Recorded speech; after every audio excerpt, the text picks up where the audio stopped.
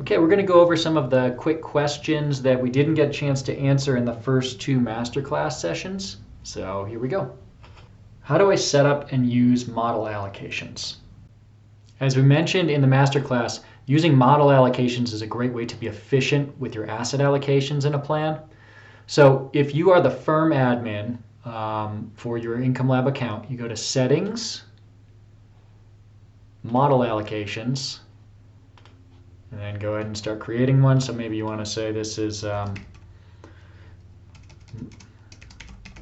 Model 1, and you're going to have to make it add up to 100, right? So we'll just do, we'll make this a 50-50, save it, and now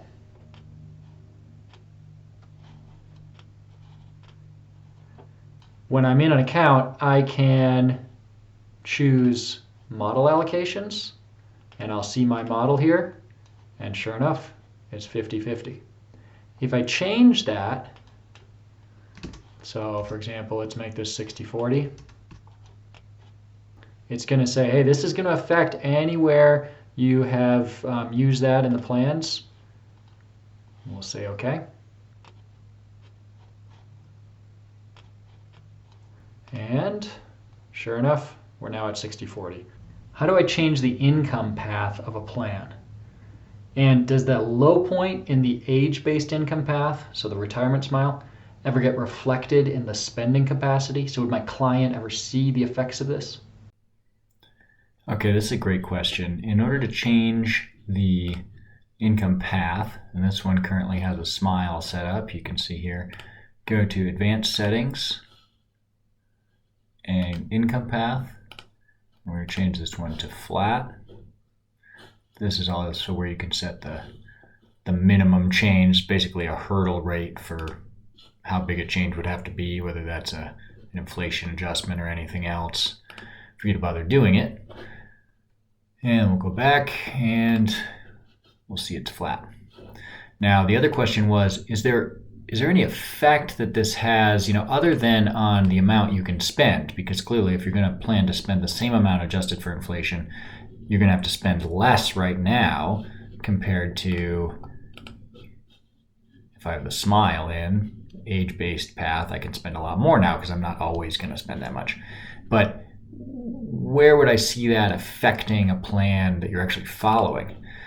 A great place to see that is if you go to the retirement stress test, change it to nominal so that you can see the effect of inflation.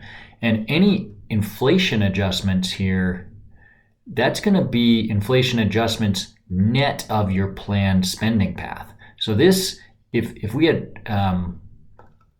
a flat plan,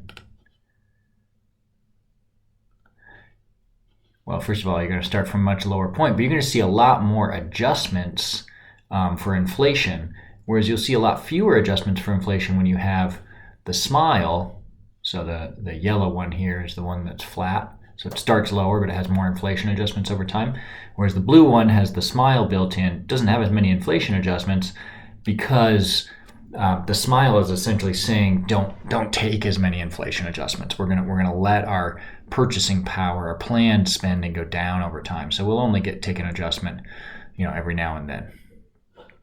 How can I mark something as not taxable at the state level, but still taxable at the federal level? And how often are tax rates updated in the system?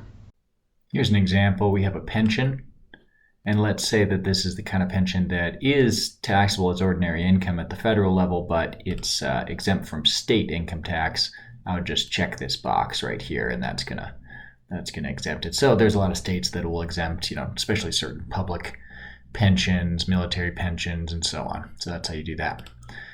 As for when taxes are updated, those are all updated at the beginning of each year, and they reflect set tax rates and policy that's firmly available, usually through tax forms. So we won't update tax rates and thresholds and things for typically when legislation is passed. It's not actually clear exactly how it's going to work. So typically we will wait until it is very clear because the state has actually issued forms and calculations. An exception would be if it's a state that has flat taxes and it's just a change in tax rate. We will typically update those more quickly, but you can depend on us just doing it once a year at the beginning of the year. That can sometimes mean that the tax rates you'll see in Income Lab may seem to be a little bit old, just because maybe you know of a new tax rate in your state, but the actual regulations haven't been issued in kind of black letter regulation yet. If there is a state situation that you have questions about, please let us know. Where in the software do I set the final portfolio legacy goal? There's a couple places you could do this. One is open the sidebar here and edit it. Another is you can go to the advanced settings and set a legacy goal here. If I do change this legacy goal, you'll see, in this case, I'll have it come down. And now you see that I have a higher spending capacity. Can you talk a bit about the longevity settings? Where do I adjust them and what do they mean? You can change the longevity settings in the advanced settings. And here, by default, you'll have sliders for setting the longevity settings.